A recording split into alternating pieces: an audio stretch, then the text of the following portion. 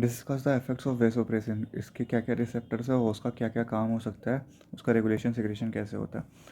तो वेसोप्रेसिन पे देखते हैं। वेसोप्रेसिन में सबसे पहले तो ये देख लो कि ये एडीएच हार्मोन इसको कहते हैं और ये पोस्टीरियर पिट्यूटरी से निकलता है। पोस्टीरियर पिट्यूटरी से निकलने वाले दो ही हार्मोन है कि एडीएच है और दूसरा ऑक्सीटोसिन है। वो स्पेसिफिक रिसेप्टर्स पे काम करता है और किडनीज और ब्लड वेसल्स पे जाकर काम करता है और अपना इफेक्ट दिखाता है। मेनली उसके दो ही इफेक्ट है, एक तो एंटी डायरेटिक इफेक्ट, ठीक है, और दूसरा vasoconstrictive effect. Antidiuretic effect पे जब वो काम करता है तो वो काम करता है V2 रिसेप्टर के थ्रू, और जब वो वेजो कंस्ट्रक्टिव इफेक्टिव करता है तो वो V1A रिसेप्टर के थ्रू करता है। V1A और कुछ बुक में V1B भी लिखा हुआ है। तो इतना याद रखना है हमें कि वेजो कंस्ट्रक्टिव इफेक्ट करता है और वेजो एंटी डायरेटिक इफेक्ट करता है। मैं एक बार उसको रीड कर देता हूँ, उसके बाद मैं एक डायग्राम बताता हूँ, जो कि डायग्राम सबसे ज़्यादा इंपॉर्टेंट है। अगर उसको समझ लिए तो फिर ये सारा चीज़ एक्चुअली में बहुत ईजी हो जाएगा। वेसोप्रेसिन का जो एंटी डायरेटिक इफेक्ट होता है for conserving water and prevention of the dehydration, when blood osmolarity and the concentration of the solid blood increases, the vasopressin release into the blood stream upon reaching the kidneys, it binds to the V2 receptors. वो kidney में जाने के बाद V2 receptor के साथ bind करता है, जो कि लोकेटेड कहाँ पे, कलेक्टिंग डक्ट में। याद रखना, V2 receptors are located in the collecting duct, that is the terminal portion of the nephron, and this binding triggers the insertion of the aquaporin 2. If the binding of the vasopressin अगर V2 receptor के साथ आ जाएगा तो फिर वो aquaporin बनने लग जाएगा, एक्वापोरिन 2, और फिर जाकर के वो कहाँ पे जाके बाइंड होगा, apical membrane of the collecting duct, और फिर aquaporin 2 channel facilitate the passive diffusion of the water back to the blood stream. Vasoconstrictive effect. Vasopressin also exerts a vasoconstrictive effect, contributing to blood pressure regulation by binding to the V1A receptor. वो V1A receptor के साथ bind कर रहा होता है vascular smooth muscles में। Vasopressin induces the contraction of these cells और finally blood pressure का इंक्रीमेंट करता है। मैं तुम्हें ये वाला डायग्राम पे फोकस कराना चाहता था।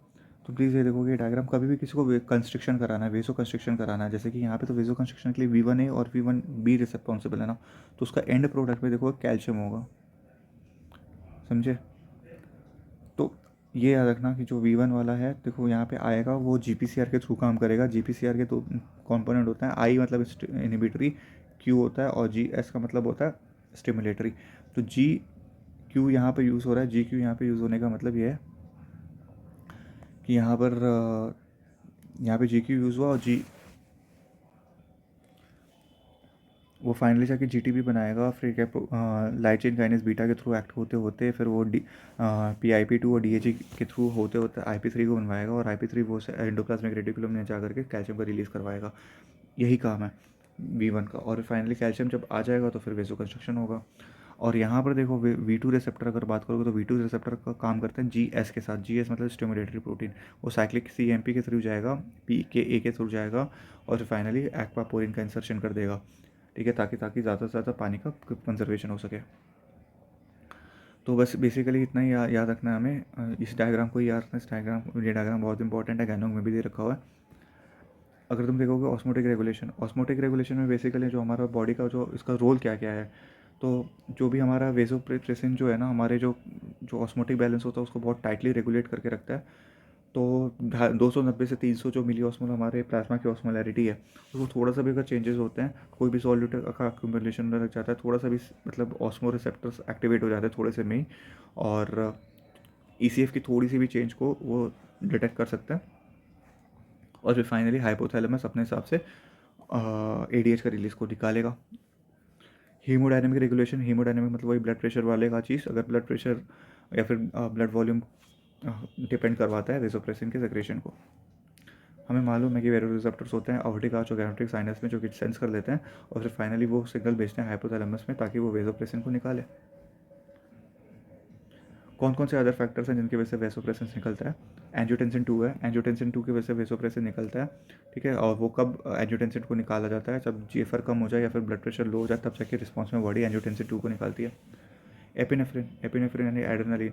एड्रेनलिन में क्या होता है? Stress hormone can also increase the vasopressin secretion contributing the body of the fight of flight response. Basically epinephrine की वजह से भी वेसोप्रेसिन निकलता है।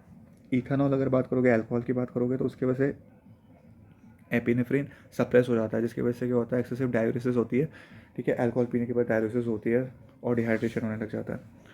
सर्टेन मेडिकेशन की अगर बात करोगे, कुछ ड्रग्स हैं जैसे कि जो एंटी डिप्रेसेंट्स हो सकते हैं, ठीक है, वो जो कि अफेक्ट करते हैं वेसोप्रेसिन के सेक्रेशन को। इसके बाद हम लोग बहुत इंपॉर्टेंट टॉपिक पढ़ेंगे एडिक्शन का और लिम्बिक सिस्टम का। अगर वीडियो अच्छा लगा तो प्लीज़ लाइक करो, शेयर करो, सब्सक्राइब भी करो। Thank you.